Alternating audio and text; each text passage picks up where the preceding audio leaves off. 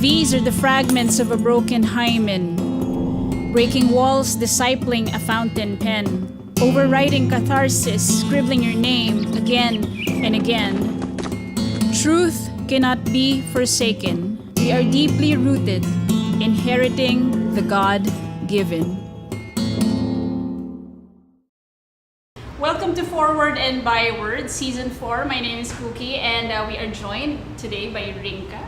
Hi. Say hi to everyone. Hello, everyone. Thea from Bulacan State University, and Jeans.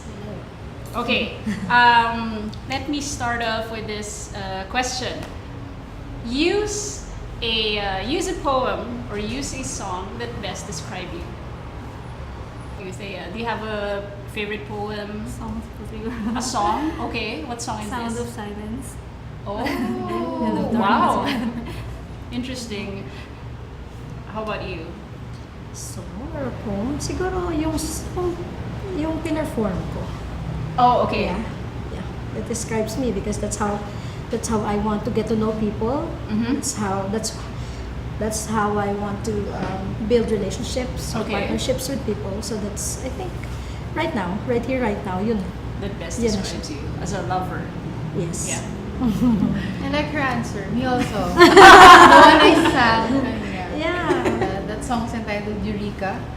So Okay. I think that describes me and where I am right now. Okay. And where are you at right now?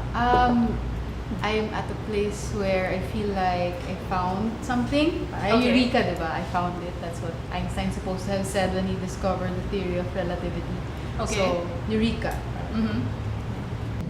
Kapag sinabi kong gusto kita, gusto kong matulog sa himig ng tibok ng iyong puso at gumising sa dampi at kiliti ng iyong pilikmatang sumasayaw sa aking likuran. Ayokong gumalaw. Gusto ko lang manatili at angkinin ang sandaling yon. Isa sa mga paborito kong lugar at panahon. Kapag sinabi kong gusto kitang kaibiganin. Ikaw at ang mga halimaw na nagwawala sa iyong isip at kalooban. Yayakapin ko sila at isa-isang tatanggapin. Kapag sinabi kong gusto kong umupo sa tabi ng buhay ko ngayon at marahil makipag-inuman sa kanya upang masagot niya ang mga tanong ko. Upang kahit hindi mo sabihin ang mga sagot sa mga tanong kong ito, maririnig ko ito sa bawat galaw mo, sa tahimik na sigaw, sa malumanay na sayaw, sa nagpupumiglas na hiyaw ng iyong puso. Kapag sinabi kong gusto kitang mahalin ng buong buo. Bawat parisukat at parihiba sa iyong pagkatao. Bawat oo o hindi ng iyong kaluluwa. Bawat itim at puting bahagi ng buhay mo. At kapag sinabi kong gusto kong mahalin ang lahat sa iyo. Lalo na ang durog, punit, sira, at pinong-pinong bahagi ng iyong pagkatao. How's your personal experience so far as an artist, as a Okay. writer? Okay, I've been a writer all my life, and Okay. when people ask me why did I venture into spoken word, as Mhm. this is my first time, parang I always answer, it's always movement that I love. Okay. So I'm aside from being a writer, I paint, I'm that a is tap dancer, and I boy dance. cool, no? And Dapat feeling ko, mag-sample ka. so feeling ko, I challenge myself every year. So Okay. when I first wrote that poetry, that poem that I recited kanina, so it's a natural thing to level it up to spoken word, Mm-hmm. and with the right connections, Okay. yeah, I'm here and I'm having the best time of my life. Okay, so that's your goal for this year? Yes, that and another activity. Mm-hmm. How many poems do you come up with in a day, in a week? Randomly, siguro about 1 or 2 a week. Oh, wow. Thea, you love writing. How many poems have you written so far? I don't know na ako kasi You've lost count. naging parang task sa amin sa obligation namin na mag-produce ng ganito, magpasa. Mhm. Yan, random. How old are you? 20 po. 20? Wow. Wow. What was I doing when I was 20? Okay, how's your journey so far as an artist, as a writer? I still don't consider myself as an artist of all. Kumbaga Okay. parang binubuo ko parang din yung sarili ko na kasi ngayong college lang din talaga ako nag-start na magsulat. Actually second year. I don't even know that I can write. Ayun. But you write good Wow. poetry. Yes, You should read some of super. her work. I love it. I've read. Oh, Yeah. wow. Galing. Ayun. She shared it. Nahihiya ako talaga na ipakita talaga yun. Yun, sa publication lang siya na simula. Rinka, was there ever a time that you felt shy showing who you really are in public, like as a musician? No, actually, it felt like who I was the most. Because I feel I'm a little socially awkward na parang I don't know how to make friends with new people, ganyan. So parang when as a musician, parang when I'm on the stage, when I'm performing one of my songs at least, I feel like that's who I am. It's where I'm most comfortable. Do you have trouble coming up with spiels? Yes!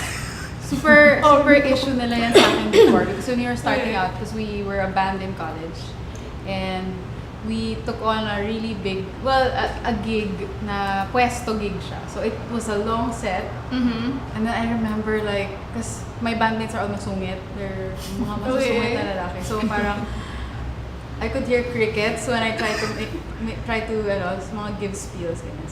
So this next song is, tapos naririnig ko sila. Gina-judge nila ako with their eyes. Ganyan. So,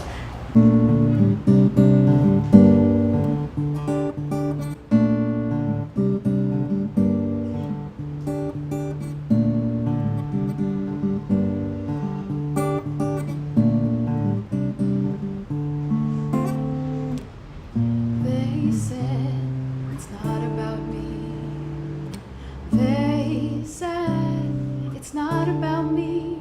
And I said, what about my history and all that has been done to me and all the things I've done and all the things I've done?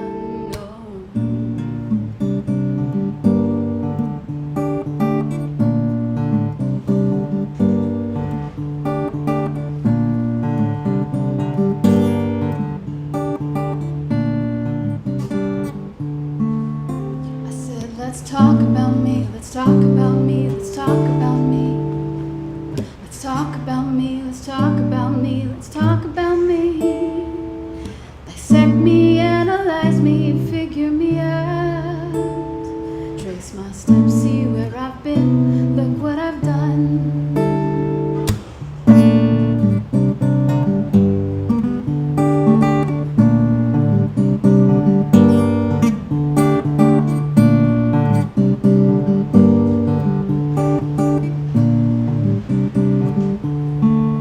They said no darkness can resist the light. It's not about me. It's not about the things I've done, but what he did for me. He rewrote my history, gave me hope I can't contain. He makes all things new. He made me brand new. It's not about me, not about me, not about me. It's not about me, not about me, not about me. It's all about you. You made me brand new. It's all about you. You made me brand new. It's all about you. You made me brand new. Unscathed without a trace. You make all things new. Unscathed without a trace. You make all things new. You make all things new. You make all things new. You make all things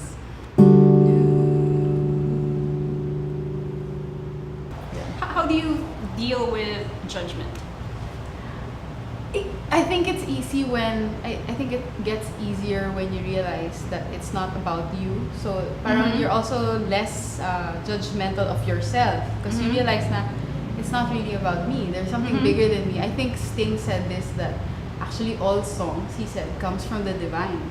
Oh, He yeah. said, because it's like we just, like he says when he hears a song daw na he really loves, he thinks to himself, wow, I could have written that. I don't know if you feel that. Yes, Right? yes, So parang, yes. hey, because it comes from the same spirit, it comes from the same creative spirit. And so parang yun yung feeling ko na everything comes from the divine. And when you realize that it's not about you, which is what the song I Yes. sang earlier was about, it's not about you, then I don't really care if I mess up or if it's not so great or if the audience doesn't respond because it's not about me. Parang ganun. Oh yes. Do you get divine inspiration Yes. every all time the you come up with something All good? the time. Have you ever written a sad poem? Yeah, it's about, I think one particular poem that I wrote was about distance. Okay. Yeah, it was about walking to the ends of the earth to find us. Mm-hmm. I think it's sad for me. Do you consider yourself at a point now where you're soul searching? Soul searching? No, I don't know. Because I have come to a point in my life that I express myself to the arts. Perform as a performer and as a writer. Mm-hmm. So soul searching comes siguro usually nga surprisingly that soul searching comes after I've written something Mm-hmm. and then I get to read it again. Yun ang soul searching point ko eh. And then I start questioning. Yeah, baliktad. Nagbubukas siya ng Yes, it Pandora's opens. box. Yes. Okay. When do you decide to unify your separate selves? It unifies naturally. Okay. Yeah. When you read it again and you get lessons from the experiences that you've written about. Mm-hmm. Yeah, then it will naturally siguro Makes unify. sense, yeah. Mhm. Yeah. Thea, do you consider experience as your best teacher? Yes po. Sobra kasi parang makikita ko yan sa output ko. Kasi mostly I write base dun, kunyari experience ko ngayon, tapos nakakapagsulat ako. Tapos parang nakikita ko yung learning, nandun nakapaloob sa poetry. Yun pala yung mga experience na tinago, sinugarcoat ng mga words. Ngayon binabalikan mo, parang iba na yung ginagawa mo pala. Iba na rin pala ikaw ngayon. Parang ganun. Okay. What have you learned so far in life? I know that you're still young. Ano po, siguro yung makinig sa sarili ko, natutunan kong tumaliwas dun sa conventional way, Mm-hmm. mainstream way ng kunyari pag-represent ng sarili, ng tula, ng art. Parang limited lang yung art na nakikita sa TV, sa kahit saan. Taliwasin yun, parang gano'n. What are you guys most afraid of?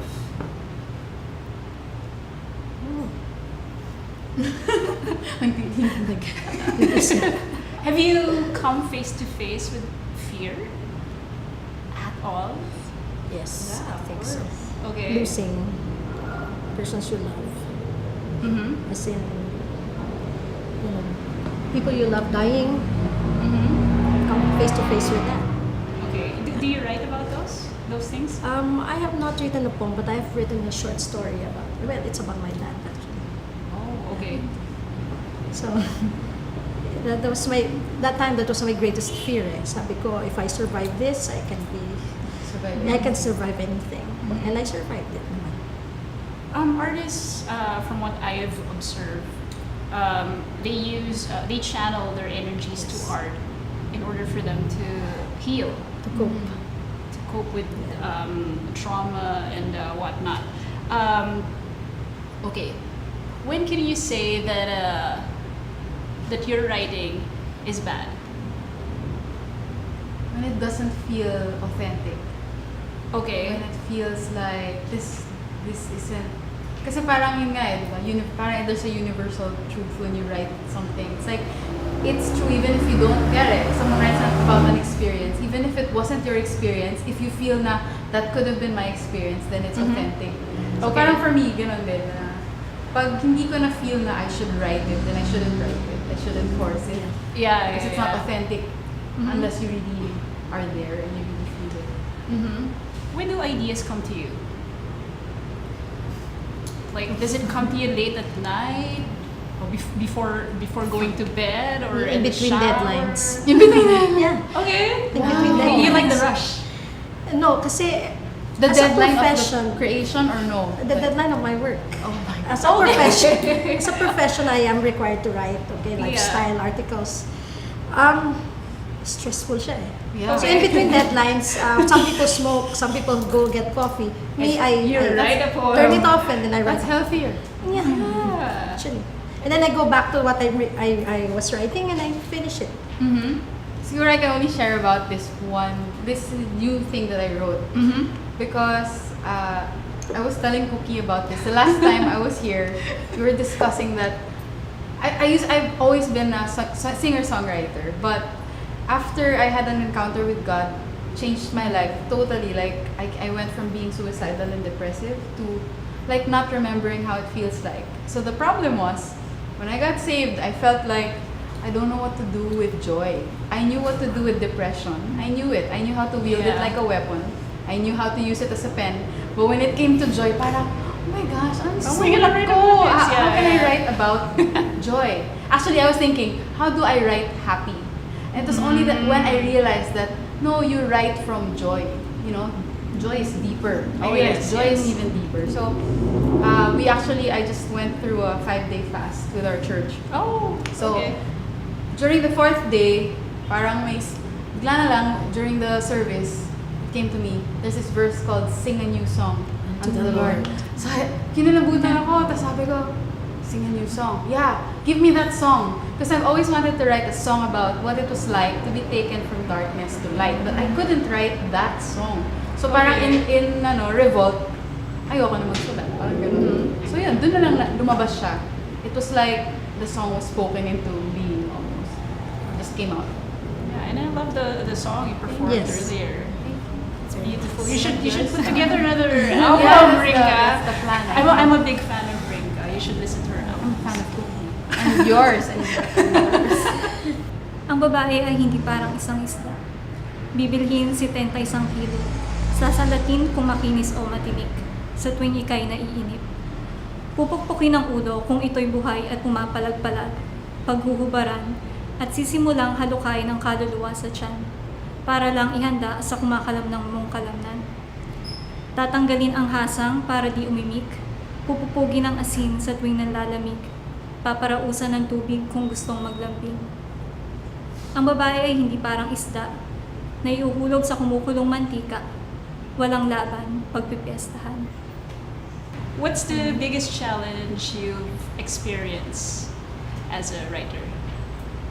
When you face yourself, parang kapag andyan na yung papel and then alam mo ikaw yun eh. Mahihirapan kang kumbaga hindi mo mapagtatakpan kung ano yung isusulat mo. Ma-frustrate ka. And after that frustration, doon ka makagawa ng greater things. Yes. Doon ka makugot. Correct. Ayan. Okay. Do you feel most comfortable writing in Tagalog rather than in English? Sa poetry po, mas comfortable ako ng English talaga. Okay. What made you decide to perform a piece in Tagalog? Siguro po kasi yun yung hindi sensitive sa ibang ano. Kasi po, mostly yung mga English ko, religion, incest, no? Hindi siya masyadong for lahat. For public consumption. Safe. Kasi ang ganda eh. Ganda na Yeah. Super. So moving. I see so much potential in this kid. grabe. That's why I invited her here to join us. Okay, give us your last words of advice to people, people you wanted to encourage.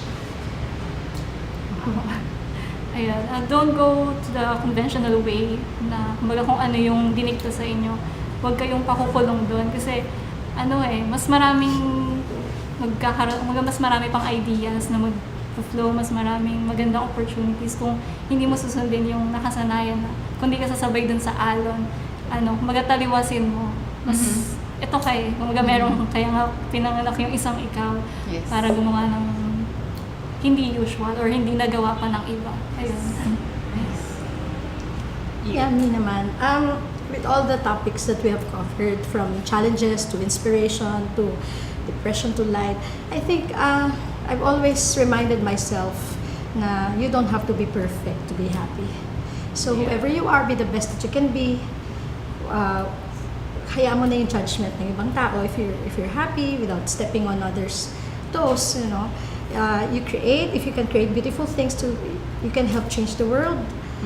You go do it. That's the only way. Rinka? Advice, ano to? Advice on... Advice as a musician? As a musician. Siguro, Do you expect other people to write in a positive light? I think just write from truth, wherever that Okay. is at the moment. Because parang, in spite of the change in my circumstance, I still don't regret writing about the pain that I was in then. So still write from wherever you are. And try not to be, because I don't know, with the internet now, everyone's trying, it feels like everyone's the same. I don't know if you know what I mean? There's so many, yun nga yung sinasabi nga ni, Stand na parang magsumaliwa ka, Yeah. be different, try to, ask the creator who you are ba? Sino ba ako? Yeah. Kasi siya naman nakakaalam nun eh. Sino ka? And then when you find out who that is, then you be that. And that's all you need to be. So Be it's free. authentic. Be authentic. Stand out. Yeah, you'll stand out. Thank you, ladies, for joining me today. I'll see you again next week. Forward and byword. Bye. Twitter, Instagram, Facebook. Hi. Like us. Thank you.